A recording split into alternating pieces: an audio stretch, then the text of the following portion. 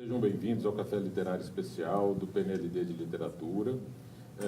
Estamos aqui com a Edu Funari, com a Maria José Nóbrega e Pedro Bandeira, autores da casa. Esse programa do PNLD ele é voltado exclusivamente para as escolas públicas. Bom, então, vamos lá. Eva, eu acho que é muito interessante nós colocarmos as perguntas, uns temas, e aí cada um fala. Pode ser? Pode, Ok. claro. Ficamos combinados assim. Eu queria que vocês falassem um pouco o papel da literatura na formação da individualidade e da percepção do outro para as crianças aí da educação infantil e do Fundamental 1. Eu acho que o livro infantil ele é um espaço privilegiado onde as histórias, de algum modo, ou de uma maneira mais realista ou de maneira mais simbólica, discutem a questão humana, discutem os relacionamentos, discutem os valores, de forma artística, né? Não direta, não didática, mas os temas são esses, as questões humanas, a superação, a sobrevivência, as dificuldades que a gente tem e, em geral, os livros bons apontam algum caminho. Então, eu acho que isso faz parte da formação da criança, da sua individualidade e da percepção de todas as diferenças, né? Bacana. Mas em relação a esse tema, eu gostaria de lembrar um pouquinho Antônio Cândido, porque ele fala da construção da subjetividade como um direito da literatura, uma das possibilidades que a literatura oferece. E quando eu vejo diferentes personagens ficcionais vivendo experiências humanas, e eu me identifico com esses personagens, eu me espelho nesses personagens, pela presença do outro eu vou construindo representações a respeito do que eu sou, do que eu penso, enfrentando os meus temores e entendendo que não sou só eu, também há outros que estão vivenciando aquela experiência. Eu acho que isso é muito rico. A literatura é, como diz Antônio Cândido, um direito de todos nós. Mas para o ser humano em formação, é muito fundamental. Ajuda o nosso próprio amadurecimento emocional. Eu não preciso que minha mulher me traia para entender o que é o ciúme, se eu tiver lido Dom Casmurro ou se eu tiver lido o Otelo. Tá? Assim também, quando eu sou pequenininho, eu não preciso passar por uma série de problemas pessoalmente para aprender e amadurecer, se a literatura me permite que eu viva essas dificuldades no plano imaginário. Tá? Então, eu aprendo a crescer e a me defender dos perigos que me cercam, com uma história com o Chapeuzinho Vermelho. Cuidado com o lobo, cuidado com as pessoas que podem te levar para um caminho errado, querendo se aproveitar de você. Eu amadureço ao ler essa história. Então, a literatura infantil, eu acho que é tão fundamental quanto a mamadeira. Tá? E principalmente se ela começa no colo da mamãe, no colo do papai, no colo da vovó, e daí passa para ver figurinhas, porque vocês não falaram disso, mas na literatura infantil, a ilustração não é apenas o enfeite da página, ela é literatura. A criança, antes de aprender a ler, ela lê o mundo, ela lê o livro através das figuras. Então, se ela não tem essa oportunidade quando é criança, de ter na frente dela aberto um livro com imagens que ela possa tentar interpretar na cabecinha dela, ela monta, ela escreve uma historinha enquanto vê isso aí. Se nós privarmos o nosso aluno, o nosso filho disso, nós realmente estamos dificultando o seu amadurecimento emocional. Bem, então, a literatura, ela humaniza, considerando que ela insere essa possibilidade de sonho, potencializa a imaginação, então, ela, no fim, ela acaba humanizando as pessoas, né? Muito legal. O Pedro trouxe aqui esse assunto da ilustração como parte da literatura. Eva, você poderia falar um pouco disso na sua obra? Existe uma questão que é o seguinte, é uma pergunta, por que todo livro infantil é ilustrado? Né? É tão óbvio que às vezes a gente não reflete a respeito disso e não pensa por que... Eu não conheço nenhum livro infantil que não tenha imagens e ilustrações. Então, sei lá, nas minhas reflexões, eu deduzo e acredito que seja porque a criança, a primeira linguagem dela é visual. Não é a escrita, não é a palavra oral falada, né? Então, ela vai conhecendo o mundo, ela reconhece a mãe, ela reconhece o pai, as pessoas próximas dela, pelo olhar. E ela reconhece os códigos de comunicação. Então, as emoções que estão expressas numa fala da mãe ou das pessoas próximas, ela vai entendendo o mundo muito antes pelo olhar e pela decodificação da imagem do que pela palavra. É por isso que o livro infantil tem a imagem, porque a criança decodifica aquilo com muita facilidade, para ela é familiar, e depois ela vai entender auditivamente primeiro as palavras, o que significam, e depois a escrita. Então tem uma passagem aí, e então a imagem no livro infantil ela é fundamental. Por quê? Porque ela é um atalho, digamos assim, um caminho para a criança entender a história, né? E ela faz parte estruturalmente da literatura infantil aí, né? Do livro. Certo. Eva, você pode brincar um pouco com a ideia, dar uma pílula do Drufs para gente? O Drufs começou com a ideia seguinte, eu sempre esperando em restaurante, coisa assim, fazia uma brincadeira, pegava um pedaço de papel, eu chamo isso de tédio. Às vezes dá um tédio, a minha criatividade vem às vezes do tédio. Eu falo, essas coisas estão muito chatas, a gente vai se divertir. Então, às vezes pegava um pedaço do papel lá da mesa do restaurante, dobrava, fazia um barquinho, colocava aqui com uma caneta e desenhava uma carinha no dedo e ficava brincando, em geral, com os meus filhos. E eu fiz isso durante muitos anos.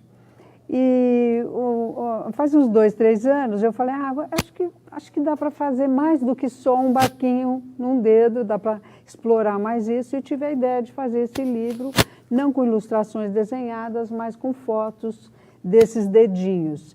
E me diverti muito. Fiz um exagero de personagem, daria para escrever 10 livros, e acabei encontrando uma maneira... a história nasceu dessa ilustração. Por quê? Porque o personagem que é o dedo, ele não tem movimento. Então, não dava para fazer um personagem em ação. Dava para fazer retratos. O que eu podia escrever com retratos? Perfil. Aí eu fui caminhando, cheguei em perfil de família. E aí, da família... eu comecei a escrever pequenas histórias dessas famílias, estava com um tom muito didático, não estava gostando. Então, acabei inventando essa história de que as crianças iam falar das próprias famílias. Então, o livro são algumas 16, acho que 14 ou 15 ou 16, não lembro, redações das crianças falando sobre suas próprias famílias, e eu acabei incluindo, da minha observação, das minhas reflexões, diversos tipos de família, né? Então, eu acho que o interessante nesse caso é que a criança pode olhar uma família diferente da dela. Então, tem a família que briga muito, tem a família que se machuca, tem a família cheia de encrenca. Em geral, só tem encrenca. E aí, tem aquilo que a Mazé falou, né? Eu posso me espelhar na experiência do outro e achar que eu sou, entre aspas, normal, acontece isso, minha família também tem encrencas e problemas. Um pouco naturaliza aquilo que pode parecer um pouco distante do cotidiano da criança. E aí fica mais palatável, é mais fácil de digerir qualquer dificuldade que... Eu andei por um assunto muito difícil de falar, que é família e problemas da família. Aí eu tentava maneiras delicadas e sutis de falar disso, e eu acho que é um assunto central para a criança, né, e para a escola também. Bacana. Bom, mas você poderia falar um pouco... Espera aí, vamos lá. No seu livro? Bom, o Diga um Verso Bem Bonito é uma coletânea de trovas da tradição brasileira. Acho que a trova é a forma poética de língua portuguesa mais sintética, seria o nosso haikai, vamos dizer assim, né? E essas trovas, elas estão muito presentes na cultura, desde as brincadeiras, nas cantigas, nas cirandas. Então, junto com a Rosane Pamplona, que é a outra autora que não pode estar aqui, porque ela, no momento, não está morando aqui, a gente fez esse trabalho de coletar, primeiro nas nossas memórias e depois nas conversas que a gente tinha com educadores circulando pelo país. Então, acho que são pequenas joias muito urdidas e que mostram exatamente temas que vão do amor, da brincadeira, da família, uma temática diversificada e sempre muito associada a esse lúdico dos quintais, das brincadeiras, das cirandas. Um lúdico que está fazendo falta para uma infância hoje, muitas vezes já mergulhada desde muito cedo, com uma exposição à tecnologia, que a gente não sabe exatamente os efeitos disso ainda, porque é tudo muito novo. Então, acho que me encanta esse livro exatamente pela doçura desses pequenos poemas. Então, podemos falar que ele é um pouco um registro da infância no nosso país. Ele não é só da infância, porque ele também tem as trovinhas de amor, que você trocava muito nas brincadeiras das festas juninas, nos correios elegantes. Eu acho que ele marca diferentes sentimentos humanos e está presente na experiência poética mais singela da língua portuguesa, porque acho que não, aí também a gente compartilha a trova com os portugueses e com os falantes da língua portuguesa, né? Bacana. Bom, Pedro, agora eu queria passar a palavra para você, tá? E peço que você forneça uma pílula. Uma pílulazinha de Robin Hood, A Lenda da Liberdade. Quem conhece a minha obra já de tantas décadas, nota que eu realmente procuro falar muito tentar levar meu leitor a amadurecer, pensando na civilidade, na cidadania. Chego até nos livros mais para o Fundamental 2, ele entrar até numa área meio política, mas nesse eu peguei uma lenda que é universal, do Robin Hood, e tentei mostrar o valor dessa palavra tão abstrata que é liberdade. O que é liberdade e o que é a falta de liberdade. Então a gente usa todas aquelas aventuras do Robin Hood, mostrando que a opressão do lugar onde ele mora como isso impede você de viver. A vida não pode existir amarrada. Então, o Robin Hood é um herói que luta pela liberdade de todos. O teu aluno, o teu filho vive ouvindo falar em volta dele de democracia e de uma série de coisas que para ele não faz sentido ainda, antes dos 12 anos, como diz Piaget. Mas isso pode ser inoculado no amadurecimento dele, mas tem que ser através de humor, principalmente. Eu não posso fazer o ditador extremamente violento, eu tenho que ridicularizá-lo. Eu tenho que fazer com que ele seja ridículo, que a derrota dele seja mais engraçada do que sangrenta, do que violenta, não é? Então, esse é uma dos ingredientes, dos temperos que eu uso quando eu escrevo para a escola ou para o Fundamental 1. Usar humor, ridicularizar o mal, tá? Aquilo que eu quero apresentar como indesejável. Então foi muito divertido, e é o meu livro de humor mais conhecido, Robin Hood, A Lenda da Liberdade. Bom, eu proponho uma pergunta e eu queria que o Pedro começasse com o seguinte: a importância do trabalho com autores brasileiros. Nós temos uma realidade que é nossa. O Brasil é o nosso país, o teu aluno estuda no Brasil e com circunstâncias geográficas, mas neste país, com todos, inclusive com toda a sua carga de problemas, de dificuldades na família, primeiro, na sociedade, em segundo lugar.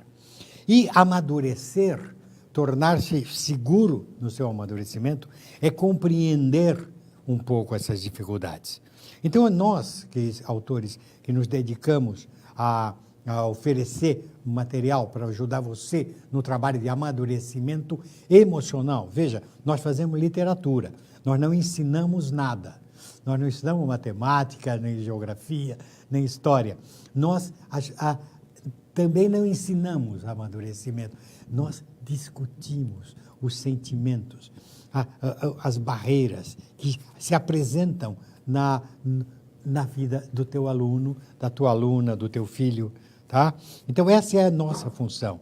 Nós nos preocupamos com isso.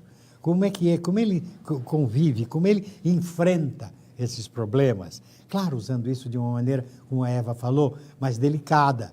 Eu não preciso entrar nos grandes choques, tá?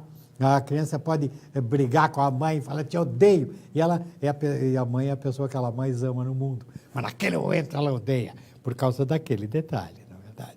Então, nós temos que se entender isso e trabalhar dentro disso. Essa é a nossa missão. Nós nos dedicamos a isso, queremos isso. Nós queremos ajudar você, para que você trabalhe de uma maneira mais gostosa, porque você está levando o teu aluno pela mão, ajudando-o a subir uma escadinha, degrau por degrau. E o teu desejo é que um dia você possa abrir a mão e ele possa continuar a subir essa estrada sozinho, com condições de enfrentar os novos degraus. Tá? Você sabe que você é passagem. E nós, autores para criança, sabemos que somos passagens. Nós sabemos que fazemos o material para depois a criança, se quiser, vá ler Baudelaire, ou vá ler Shakespeare, ou vá ler Machado. Mas nós somos os primeiros degraus. Se, com conforto, o teu aluno pisou na Eva Furnari, na Ziraldo, na Ruth Rocha, na Ana Maria Machado, no Pedro Bandeira, talvez ele vá conseguindo galgar mais tarde essa escada sozinho, porque nós queremos que ele chegue lá em cima. Mas Não, eu acho que tem uma coisa interessante em olhar para os escritores brasileiros, que é também a questão da construção de uma certa identidade nacional, né? Quer dizer, a gente tem um olhar filtrado pelas experiências culturais do nosso país. Pensando num país como o nosso, tão gigantesco, de repente a gente passear por esses olhares de diferentes regiões ajuda a gente a entender quem somos. E isso acho que é essencial para a gente ter esse olhar para o outro, para os outros escritores, porque, no fundo, a literatura ela é também uma perspectiva de você poder enxergar o diferente, e nesse momento que a gente vive tão difícil, né, de tanta xenofobia, também é uma forma de você educar para perceber as diferenças, diferenças culturais, como uma possibilidade de enriquecimento, de crescimento e de outras experiências. Mas acho que ela começa com essa solidez que a gente encontra no nosso próprio olhar. Que olhar é esse para poder depois olhar também para esse outro universo dos outros escritores. Obrigado.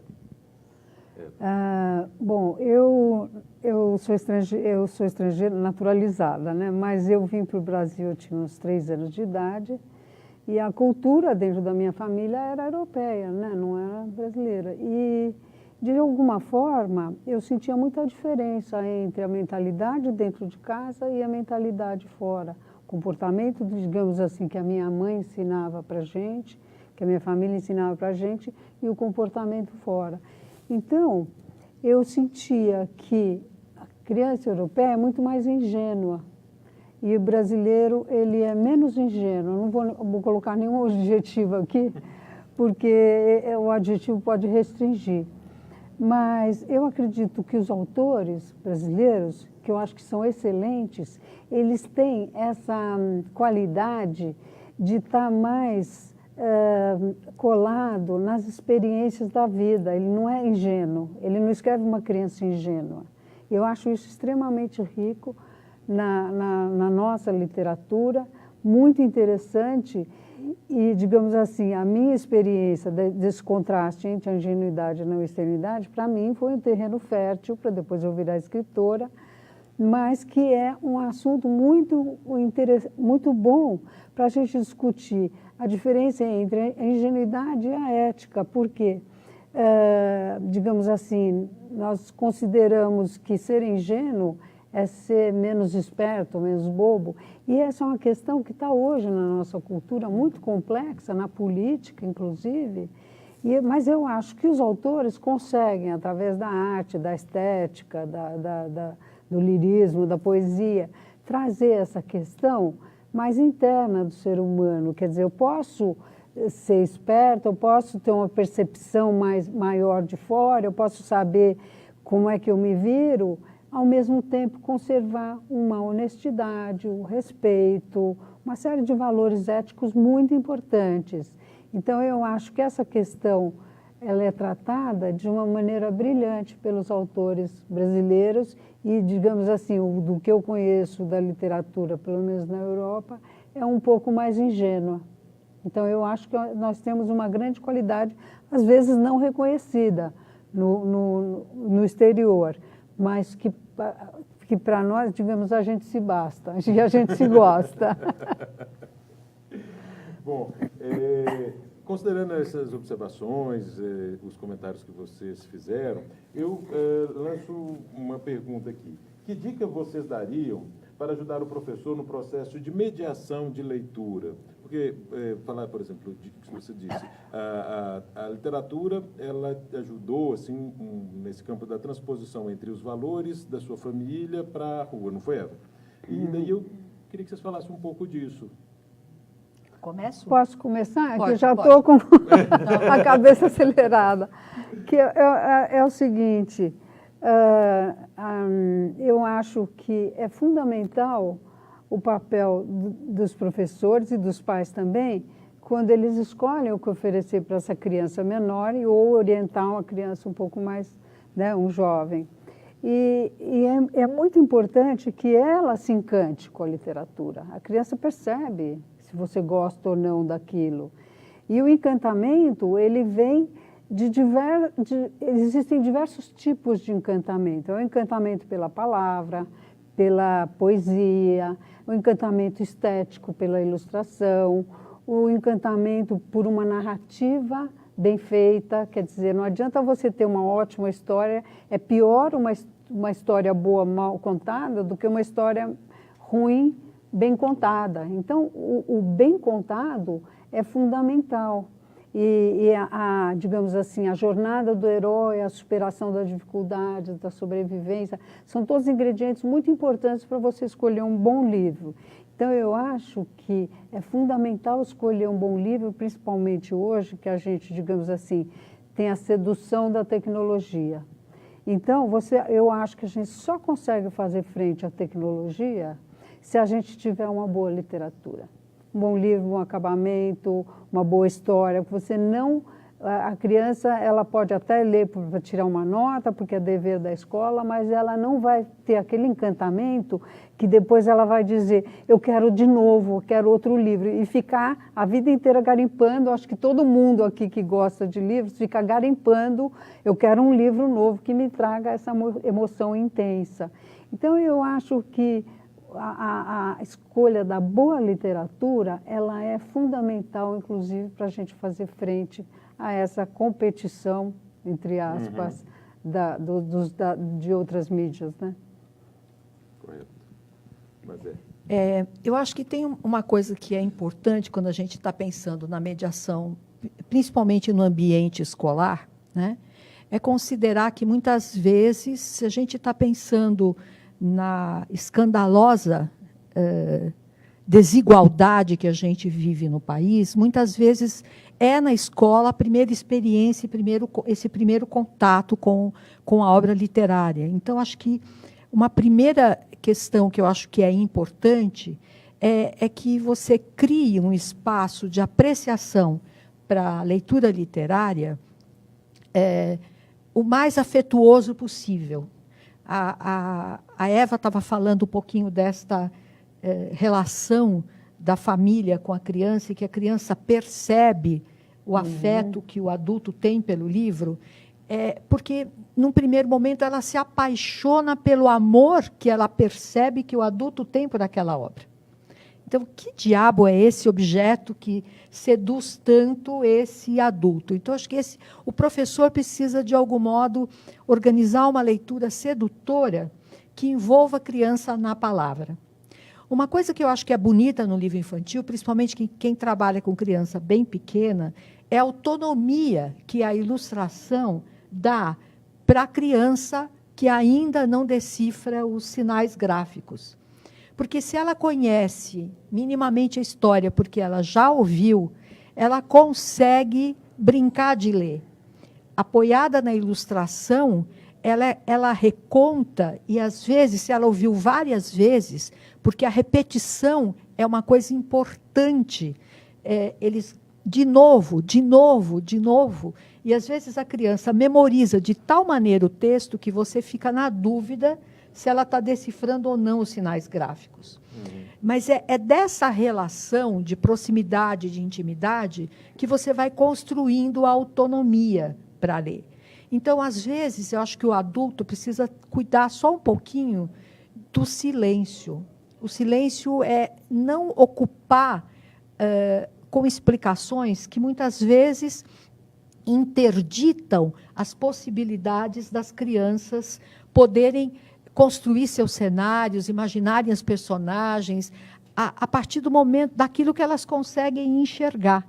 Então, o que é fundamental quando a gente lê para uma criança pequena é também uma escuta daquilo que eles falam, daquilo que eles perguntam, dos comentários que eles fazem, e essas conversas podem ser extremamente ricas e surpreendentes para o adulto também. Então, acho que essa delicadeza na mediação de não transformar o livro e dar a ele um tratamento como se fosse o trabalho do material didático a serviço de qualquer componente curricular. Acho que eu acho que um bom trabalho com a literatura cria esse espaço, que é esse espaço de apreciação, porque, afinal, o que é a literatura? É arte. E a arte, ela pede exatamente esse espaço de interlocução, de interação, de diálogo. Eu quero lembrar um autor francês, um educador muito famoso, que vocês talvez já tenham lido, que é o Daniel Pennac. O Daniel Pennac diz que o verbo ler é parente dos verbos sonhar e amar. Sabe por quê? Porque nenhum dos três comporta um imperativo. Eu não posso falar para você, sonhe. Você sonha se você quiser. Eu não posso falar para você, ame. Você ama se você quiser. Se eu quiser conquistar o teu amor, eu tenho que te seduzir, levar bombons, levar flores, não é? Assim também é o verbo ler. Eu tenho que apresentar ao meu aluno a leitura literária como um grande prazer, como uma grande festa. O Pennac, inclusive, ele sugere que se leia muito para o aluno. Inclusive para alunos maiores, até ensino médio. Quem não gosta de ouvir histórias? Veja, se você está com uma classe meio bagunçadinha, aquele Joãozinho lá no fundo fazendo barulho, você vai falar, classe, eu vou contar uma história. Todo mundo fica quieto. Assim você está num grupo de amigos e tal, tomando cerveja, você fala, vou contar uma piada. Todo mundo quer ficar quieto. Todo mundo adora ouvir uma piada, ouvir uma história. Faça assim, seduza o teu aluno. A nossa missão é colocar no papel coisas que ajudem você a seduzir o teu aluno, o teu filho. Tá? Por isso que a Mazé falou em delicadeza. Arte é delicadeza. Até O Crime e Castigo, aquele livro sangrento, é delicadeza. É com grande talento e carinho, Dostoiévski mostra o que acontece na alma de um ser humano quando ele faz uma coisa absurda, como matar duas senhoras. Não é? Então, nossos dedos são carícias quando a gente escreve, quando a gente desenha. A tua transmissão tem que ser do mesmo modo. Bom, eu estou recebendo aqui algumas perguntas. Peço que aqueles que quiserem enviar mais perguntas, fiquem à vontade. E recebi uma aqui para a Mazé, que diz assim, no PNLD Literário, você tem o livro Diga um Verso Bem Bonito, que são trovas e quadras. Esse gênero favorece a aproximação com o contexto e a família? A poesia, de um modo geral, a trova ou a quadra é uma forma poética de estrutura fixa, né? 4 versos, em geral 7 sílabas poéticas, as rimas. Se a gente considerar que as brincadeiras se estabelecem no espaço da casa, da rua, ela, sim, pode estar presente no ambiente familiar. O que a gente percebe hoje, principalmente nos grandes centros urbanos, é que esse espaço eu vou usar uma palavra antiga, do folguedo, né? da brincadeira, da rua, ele está cada vez mais restrito, né? As crianças estão cada vez mais confinadas e cada vez mais submetidas. Antes a gente falava da televisão, hoje você está falando da internet, né? Então, muitas vezes, um gênero que antes você imaginava que a criança já viesse com um repertório do ambiente familiar, hoje, muitas vezes, a escola é um espaço de resistência. Na hora em que ela introduz essas brincadeiras tradicionais, das quais a trova faz parte, porque quando tem uma ciranda, faz parte do puxador trazer novas trovas, ou musicadas ou recitadas na brincadeira, é também um espaço de um outro tempo que se instaura. Não esse tempo do sozinho, do eu com a tela, mas o espaço da convivência. E eu acho bonito na trova exatamente esse espaço do dar as mãos que a ciranda propõe, do olhar um no outro que essa forma circular propõe. Então, acho que a gente precisa entender que esse gênero, que para pessoas como eu, vinham mais, como eu estou dizendo, mais antigas. Você tinha isso ainda presente na família, porque você tinha essa vivência forte das brincadeiras. Hoje, a escola precisa se constituir como espaço de resistência dessa chamada cultura da infância tradicional, que é muito saborosa, muito viva, e que é, de fato, a porta de entrada para você experimentar outras formas poéticas, outras formas em prosa também. Certo. Vamos lá. Mais uma pergunta aqui, agora para o Pedro. Você tem livros que são releituras de clássicos, como Robin Hood, que você falou. Por que é importante ler clássicos para as crianças? O clássico significa algo que vale para sempre, que toca a humanidade há 200 anos e continuará tocando 200 anos depois. Quando o Otelo, que eu amo muito, que você deve conhecer num dos meus livros juvenis, que trata do ciúme. E o ciúme existia no tempo do Shakespeare, existe hoje, existirá daqui para frente. Não importa se eram reis ou não, quando ele contou aquela história, né? Isso é o clássico. E eu, como fui formado lendo, a minha formação é totalmente livresca, por razões pessoais, eu era meio sozinho, então não havia televisão no meu tempo, tudo que eu fazia era ler. Para mim, o livro é meu pai. Esses autores foram meus pais, todos eles. Então, eu preciso recontar aquilo que me emocionou, que eu vibrei quando eu era criança. Tá? E são tantos, né? Eu e Valcir vivemos adaptando histórias que nos maravilhavam quando a gente era criança, né? Eu fiz até Hamlet, agora estou sozinha, é Hamlet. Então, Corcunda Notre Dame e o Robin Hood. O Robin Hood era uma coisa que eu me diverti muito quando eu era criança com essa história e entendi o que é lutar pela liberdade. Tá? Isso é o que se chama de clássico. Não, as pessoas dizem, clássico é o chato. Não é o chato, é o melhor. Claro que se você dá fora de idade, a coisa não funciona. Se eu pegar uma criança pequena, quiser que ele leia Memórias Póstumas de Brás Cubas, eu vou ter dificuldades.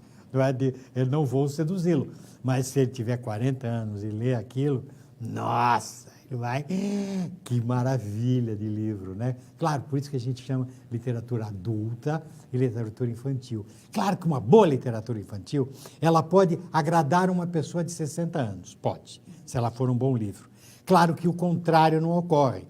É difícil que uma criança pequena possa se maravilhar com Memórias Póstumas de Brás Cubas, né? Mas uma boa história infantil, ela tem que ser boa. Ela tem que ser, eu tenho... Bom, nem vou me... Tá, mas outro dia, a minha querida amiga Eva me fez flutuar com um livro dela que eu não conhecia. Eu com quase 80 anos, eu vibrei. E junto com uma sobrinha neta de 8, eu e ela gostamos com a mesma força do livro. Porque o livro é bom para qualquer um. Eu acho que isso que a gente tenta fazer na literatura infantil. Ela é a partir de... para sempre. E é isso que nós tentamos. Não sei se a gente acerta sempre, mas muito bem. Obrigado, Pedro. Obrigada, Pedro. Bom, agora eu tenho aqui uma pergunta para Eva. No livro Amarílis, a personagem utiliza a imagem do livro para acalentar seu irmão e superar a ausência do pai, que está viajando. A literatura ajuda a lidar com os sentimentos? Olha, com certeza, os bons livros ajudam a lidar com sentimentos. Esse livro que se chama Amarílis é um livro pelo qual eu tenho um carinho especial, porque são 2 irmãos, um deles o irmão menor é cego e a irmã tem o hábito de ler as histórias para ele. Só que eles fazem como um jogo, essa leitura é como um jogo entre eles. E como o irmão menor é cego, esse jogo tem regras. Ela não pode falar, ela não pode contar como se ele enxergasse. Ela tem que contar a partir da experiência dele. Então, ela transforma elementos visuais em elementos táteis, né? Então, a cor da flor ou palatáveis, ela era saborosa como um suco de melancia. Estou inventando agora, isso não tem no livro, eu não lembro quase. Mas ela passa o livro inteiro falando disso. Qual era a pergunta? Acho que eu me perdi. Era para falar do... Sentimentos. Do sentimento. Do sentimento, exatamente. E essa história, desculpa aí, eu vou viajando, excesso de criatividade dá esses problemas. E aí, esse livro, para mim, é um dos meus livros que toca esse sentimento, que é esse amor dessa menina pelo irmão. E que, de repente, eu até fiquei emocionada, e que, de repente, ela se transforma em escritora por causa desse irmão, de tantas histórias que ela contou para esse irmão. Eles pegam um livro ao acaso na prateleira do pai e sempre é alguma coisa que ela tem que traduzir para ele. E, nesse caso, é uma flor que se chama Amarílis. Então, ela vai inventando toda uma história a respeito dessa flor, de quando envelhece, aí tem toda uma história, mas ela é narrada para uma criança que não enxerga. Então, com certeza, as boas histórias passam pelo sentimento, que é o que nos move, né? É esse universo que é tão importante, tão presente, tão forte, e que às vezes a gente não entende, às vezes a gente não quer que a emoção guie a vida da gente, mas ela está lá presente, né? Obrigado, Eva. Eu tenho aqui um tema que eu queria que vocês falassem um pouco. Considerando aí, como a Mazé falou, dos componentes curriculares, que às vezes a literatura fica um pouco pensado no campo de linguagens, a língua portuguesa, mas é possível que a literatura sirva, dialogue com diferentes componentes curriculares, não é verdade? Sim. Sim, aí como? Se você pensar que toda a história acontece em algum lugar e num tempo, você já tem aí conexões incríveis para discutir. Quer dizer, que espaço é esse, que tempo é esse, essas são possibilidades que você já pode estabelecer relações com a geografia, com a história. O que eu acho que é interessante, dentro dessa perspectiva, é que são conversas que, às vezes, cumprem propósitos diferentes. Eu me lembro uma vez num trabalho que eu fazia para uma revista, perguntar ao professor Assis Abissaber, que é um grande geógrafo, qual era um grande livro que ele consideraria emblemático para a área da geografia, e ele citou Vidas Secas, né? Então, o livro Vidas Secas me permite entender o que significa o sertão de uma perspectiva humanizada, porque não é só a paisagem, mas é uma paisagem vivenciada, experienciada por aqueles personagens.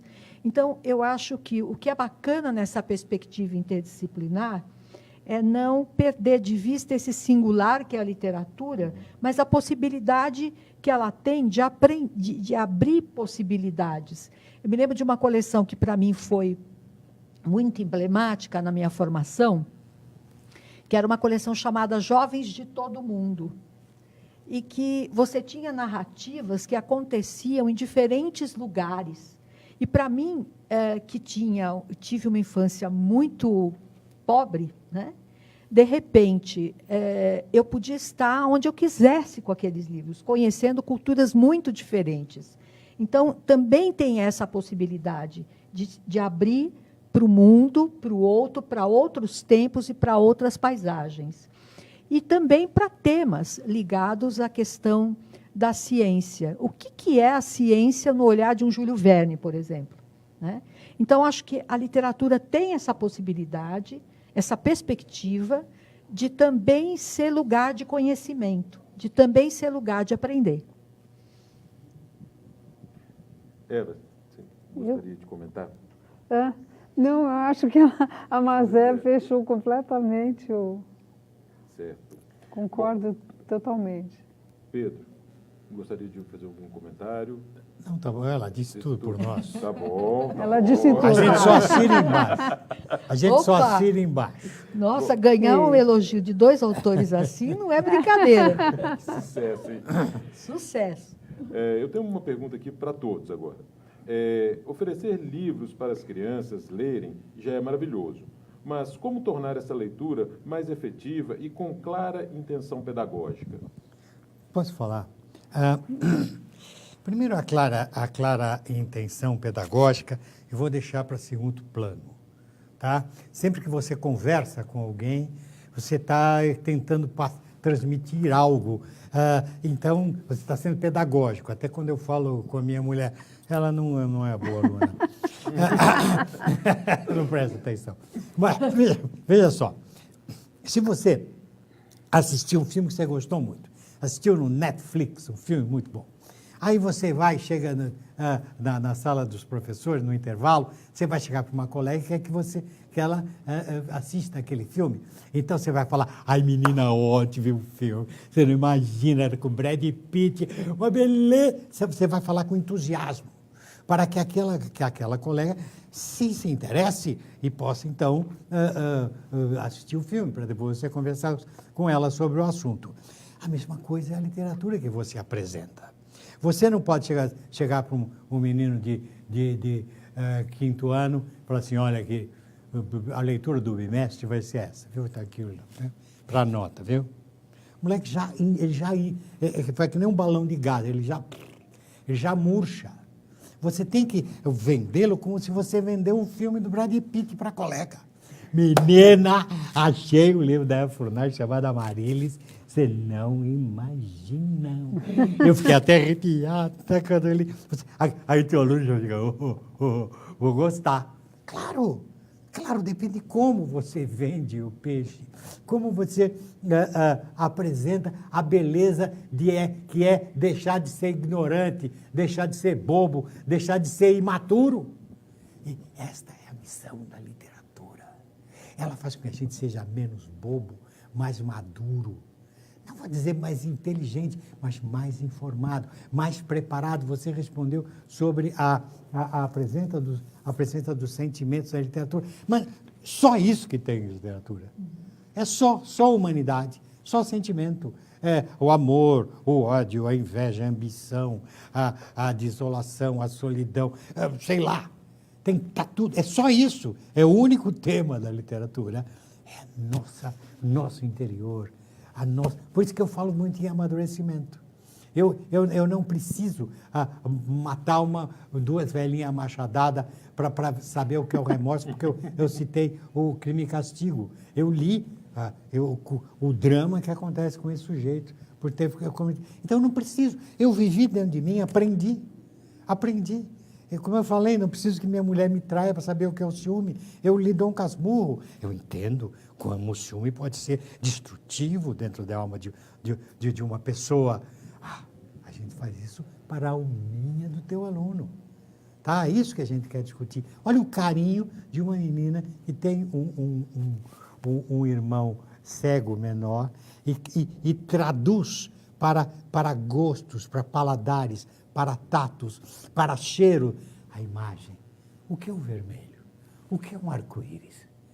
Como é que eu conto isso para uma pessoa que não enxerga? Veja, essa transposição artística, a menina é uma artista, fabulosa. Como é que eu digo para um cego a beleza de olhar a Noite Estrelada do Van Gogh? Como é que eu posso passar isso para ele? Tem que ser um grande artista como essa menina é. E é você.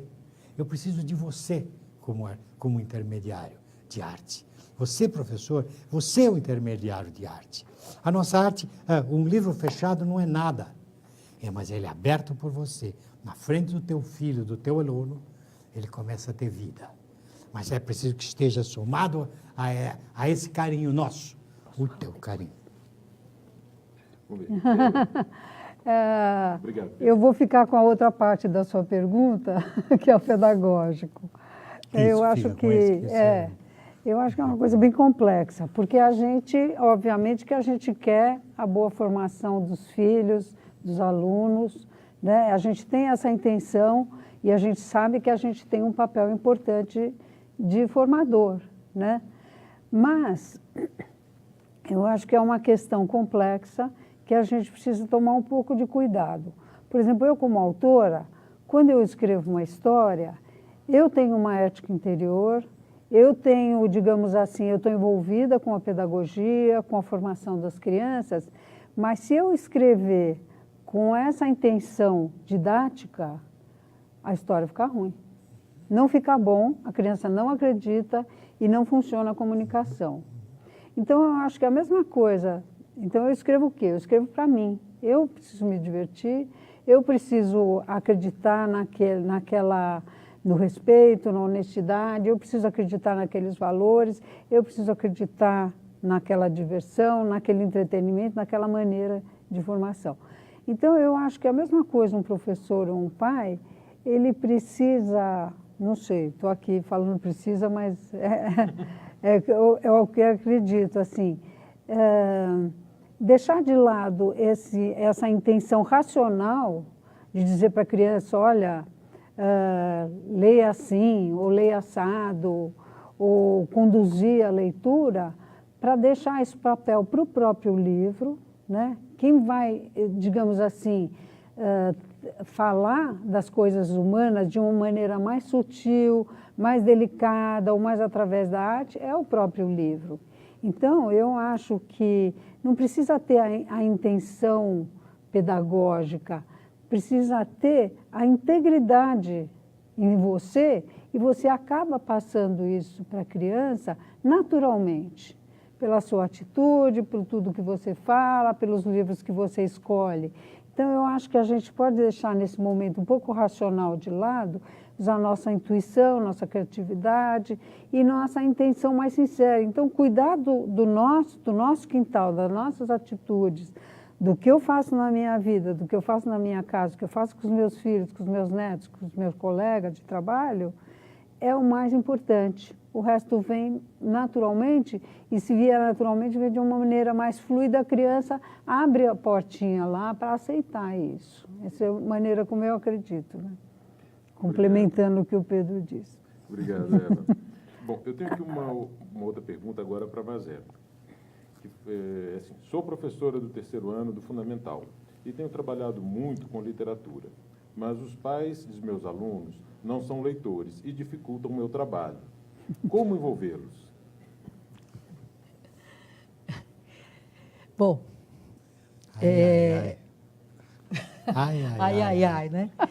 Bom, a questão é, quando você não tem pais leitores, eu acho que tem diferentes razões. Uma coisa é não ser leitor, porque você está excluído, como você está excluído de tantas coisas. Voltando um pouco àquela temática que eu estava falando, da escandalosa desigualdade que a gente tem nesse país. Então, e eu gosto de relatar uma experiência que uma professora de escola pública me relata, contando de uma mãe, na reunião de pais, que vem agradecer a ela o fato do filho dela estar muito mais calmo, né?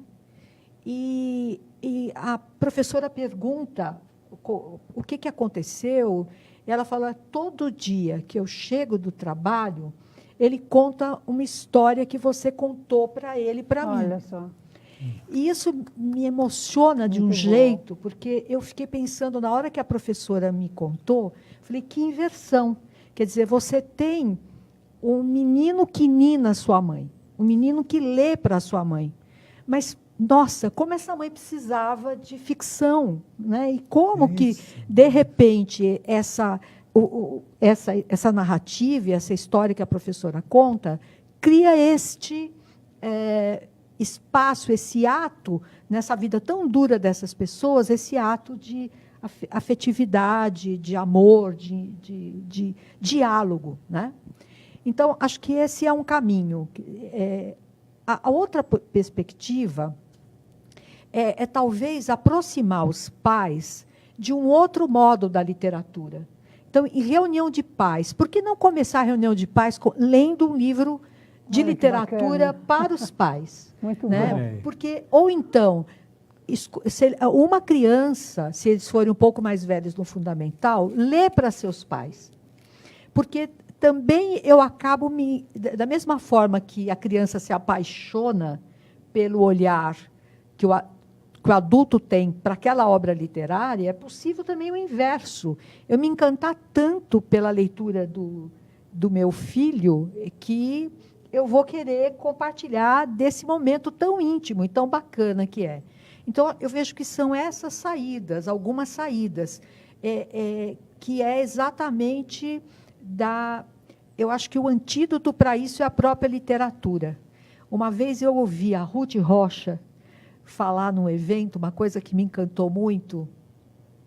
Uma pessoa da plateia, corajosa, porque numa plateia sobre um evento de literatura, falou: você fica falando tanto de literatura, eu não gosto de ler a pessoa, né? E a Ruth fala assim: não, você gosta sim, é porque você ainda não achou o livro certo, né? E às vezes é isso, às vezes você não achou a namorada certa, o namorado certo, ou o livro certo que vai abrir essa perspectiva para vocês. Então, acho que também, se a gente compartilha os livros com os pais, o que as crianças estão lendo, é uma forma menos dura do imperativo, né? Que o Pedro, na resposta há pouco, lembrando o Penac, fala. O verbo ler também não tolera o imperativo. E, muitas vezes, os pais exigem da escola uma coisa que não é exercida na prática por eles. Mas também não adianta... Leia para o seu filho. Mas, se eu vivo uma experiência, proporciono na própria reunião de pais uma experiência prazerosa, eu acho que é uma forma de lidar com essa questão. Deixa eu entrar uma caroninha aí. Por favor, Eu acho Pedro. que o grande problema que nós temos é que realmente as pessoas têm dificuldade para ler. Essa senhora que falou com a Ruth, eu não gosto de ler. Tadinha, ela não compreende o que lê. Nós temos pessoas que não compreendem o que lê.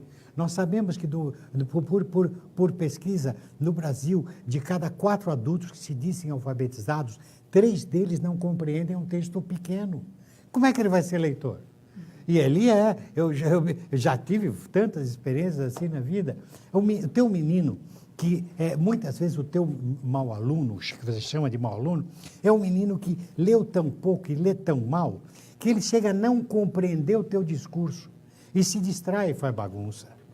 Tá? Porque você só aumenta o teu universo vocabular tendo um grande contato com a língua. E como é que você vai ter um grande contato com a língua se você não lê?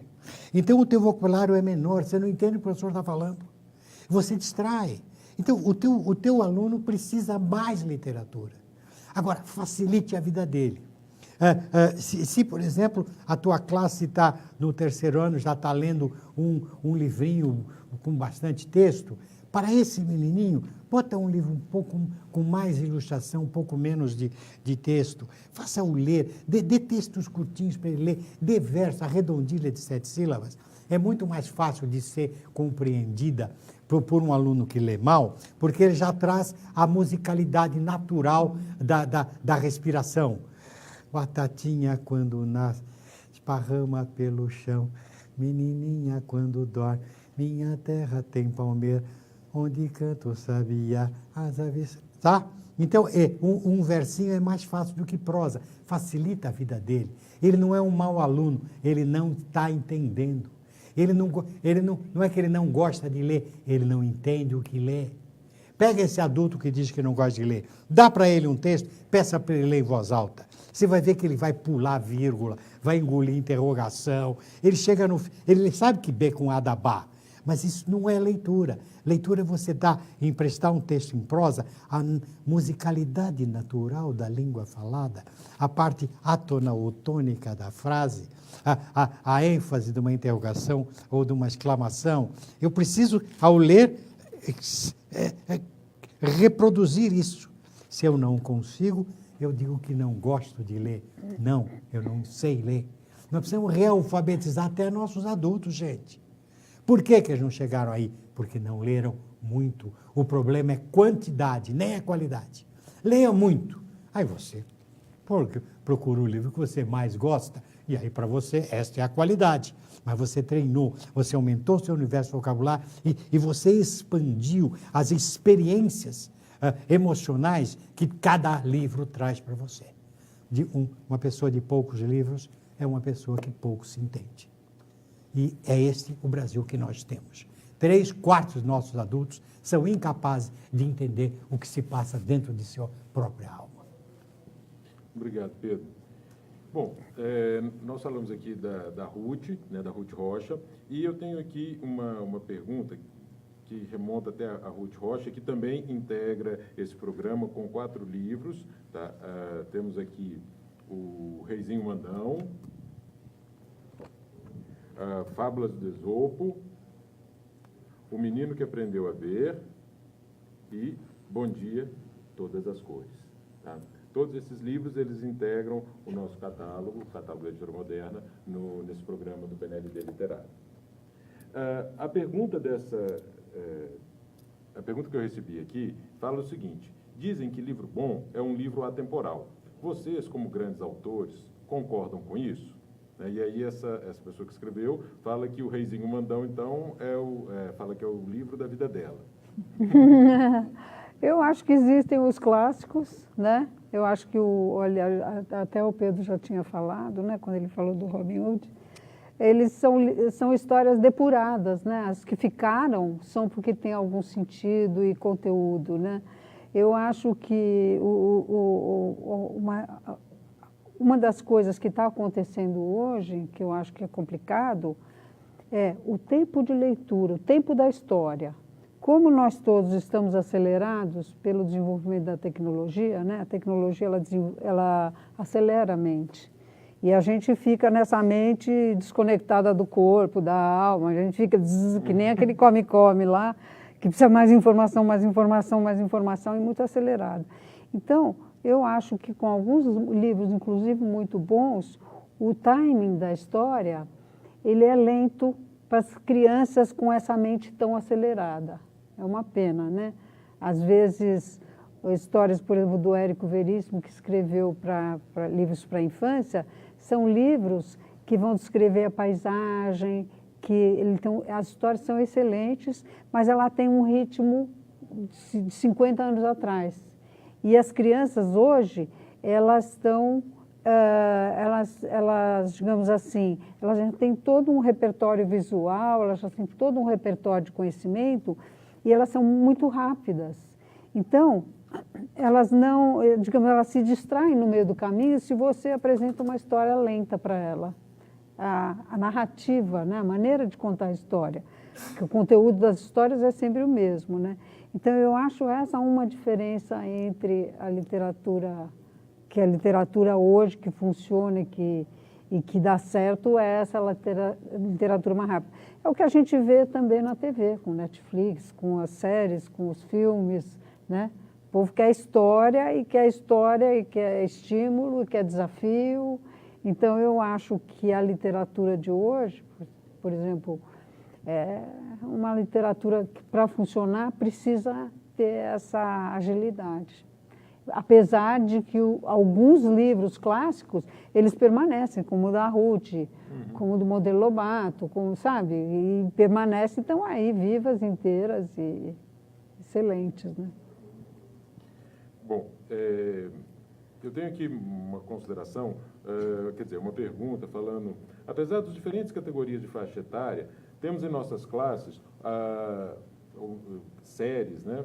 Alunos não leitores e alunos que são leitores fluentes. Como lidar com isso na sala de aula? Bom, eu acabei de falar isso. O menino que é não leitor, ele não sabe ler. Essa é a grande verdade. Nós temos gente na faculdade que não sabe ler. Nós sabemos disso. Nós temos pessoas formadas em faculdade que não sabem ler. Esse é o problema. Não existe não gostar de ler. Eu, por exemplo, não gosto de jogar basquetebol. Sabe por quê? Eu sou baixinho, nunca joguei basquetebol. A cesta fica lá, como é que eu vou alcançar? Só se me der uma escada. Então, não pode dizer, eu não gosto de jogar basquetebol. Eu não sei jogar basquetebol. Então, eu não gosto de ler, ele não sabe ler. Ele não tem a capacidade de absorver a beleza que está no livro. Esse, coitadinho, ele é uma vítima. Ele é uma vítima de toda uma história do Brasil, de toda uma história de educação, que sempre desprezou o aluno mais fraco. Nós, professores, sempre fomos treinados para cuidar só do bom aluno e para suspender, tirar da classe o aluno mais fraco. Como se eu sou um médico. Então, eu tenho um hospital, eu vou expulsar os caras que estão mais doentes. Vou ficar só com os sadios. Só não se comporta com essa diabetes, 3 dias de suspensão. Sabe, não dá. Nós sempre agimos assim. Lembram-se dos seus professores? Não eram assim? Eles perseguiam o menino, precisava dele. E adorava o bom aluno. Adoro dar aula para Marianinha. Mas aquele Joãozinho, quando eu entro, chego em classe, já quero botar ele para fora. Aí esse menino vai para fora, esse menino é expulso e esse menino vai procurar a vida dele. Então, nós temos essa sociedade violenta que temos hoje. Grande culpado por essa sociedade é a própria escola. Tá, mas então, me ajuda aqui, Pedro, Mazé, Eva. Para o professor, esse desafio de ter na sala esses diferentes perfis, isso para o trabalho é desafiador, porque, como o Pedro destacou, é mais fácil verdadeiramente dialogar, atender as demandas daquele que cumpre tudo, que está ali, que é considerado esse até não o precisa exemplo. dele. Esse não precisa dele. Não precisa dele, professor. Agora, como trabalhar com essa diferença dentro do mesmo espaço? Olha, eu acho que primeiro a gente precisa considerar que a diversidade é a regra. Claro. Os personagens do livro da Eva têm famílias diferentes e são diferentes. As pessoas são diferentes. Já pensou que chatice seria se todas fossem iguais, né? Ia ser muito chato. Então, a diversidade na sala de aula, ela pode ser uma potencialidade. Claro que a gente está falando aqui de educação infantil e de anos iniciais, que são os anos responsáveis pela alfabetização, por inserir a criança na cultura escrita para a leitura autônoma, né? Para ela ser capaz de não depender dos olhos de outro para poder decifrar o que está escrito ali. Eu acho que tem algumas coisas que a gente pode fazer para desenvolver esse trabalho.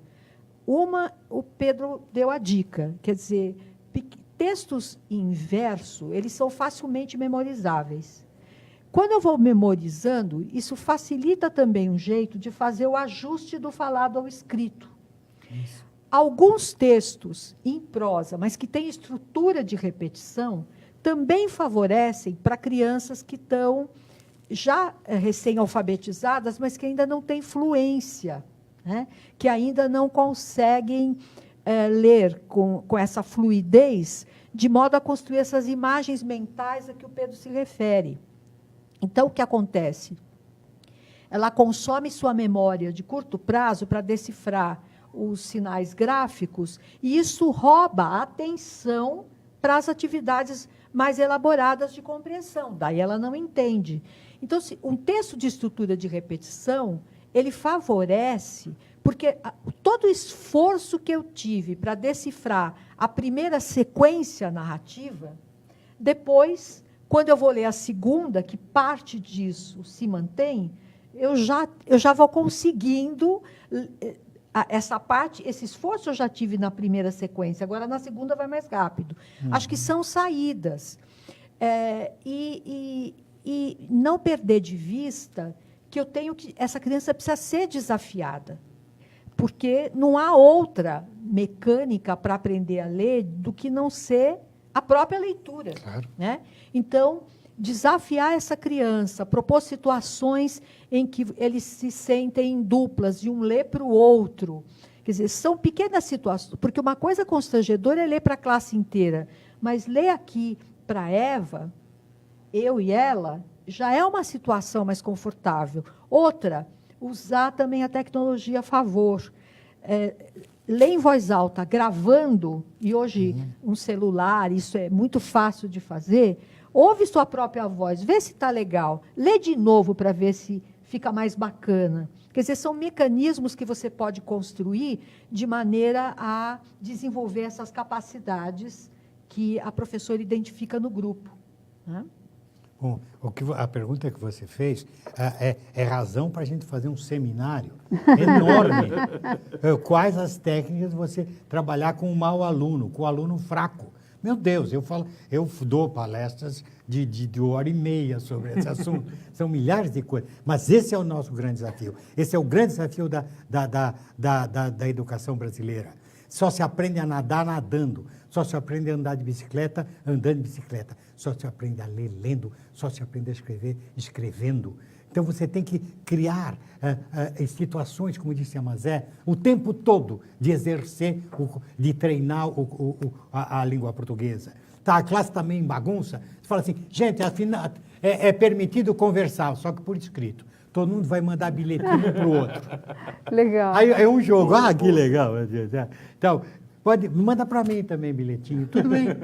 Eles vão gostar. Você não precisa corrigir os bilhetinhos, nem nada. Você tá, a criança vem e se queixa de alguma coisa. Né, precisamos falar com a diretora. Vamos fazer escreve isso aí no papel, eu levo para a diretora. Tá quebrada, tá furada a bola que a gente jogou. Então, escreve isso no papel, que eu vou levar para a diretora. Mostra que você dominar a língua é importante para a tua vida. Sabe? Eu ler e poder escrever. Você tinha que dar aula, Pedro. Eu dei aula já muito na minha vida. Já dei aula. Bom, nós vamos aproximando aqui do final e eu quero fazer algumas considerações aqui a respeito do programa, tá? Então, o PNLD Literário 2018, ele possibilita as escolas escolherem livros para a educação infantil, o ensino fundamental 1 e o ensino médio. Né? Os livros estão organizados em categorias. A Moderna participa nas categorias da educação infantil de 4 e 5 anos, a categoria 4 de do 1º ao 3º ano do ensino fundamental e a categoria 5 do 4º ao 5º ano do ensino fundamental. Eu convido a todos a visitarem e conhecer os nossos livros dos nossos autores brasileiros no www.moderna.com.br/PNLD. Essa é uma grande oportunidade para a construção do acervo de sua escola pública. Muito obrigado e até breve. Obrigado, Eva. Obrigado, Mazé. Obrigado, Pedro.